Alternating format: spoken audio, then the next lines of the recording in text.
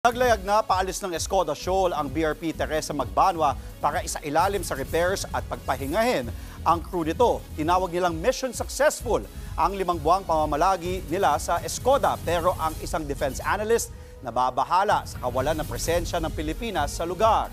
Nasa frontline ng balitang yan, si Reynel Pawid.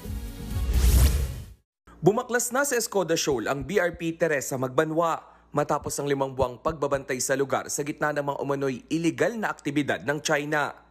Base sa datos mula sa Automatic Identification System, Biyernes umalis sa Escoda Shoal ang barko. Naglayag ito patungo sa Sulu Sea. Pero pinababa na kanina sa Puerto Princesa Port ang mga crew na nangangailangan ng tulong medikal. Kinumpirma ng Executive Secretary Lucas Bersamin na siya ring chairman ng National Maritime Council na inalis na ang BRP Teresa Magbanwa sa Escoda Shoal para mapagamot ang ilang crew nito. Isa sa ilalim na rin daw sa repair works ng barko. Matatandaang paulit-ulit na binangga ng Chinese Coast Guard ang BRP Teresa Magbanwa nitong August 31.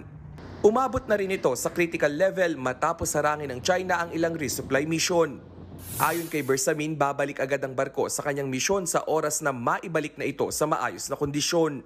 Pero pangamba ng defense analyst na si Jose Antonio Custodio, posibleng maangkin ng China ang Escoda Shoal sa mga panahong walang barko ng Pilipinas na nakabantay sa lugar.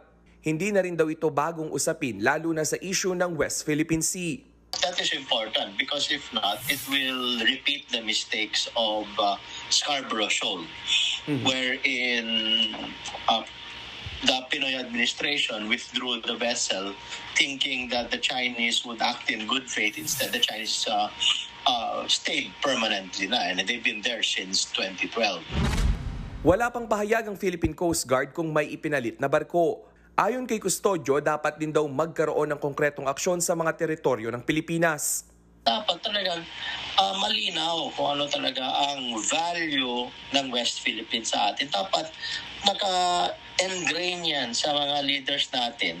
At hindi yan just a mere motherhood statement or talking point lang.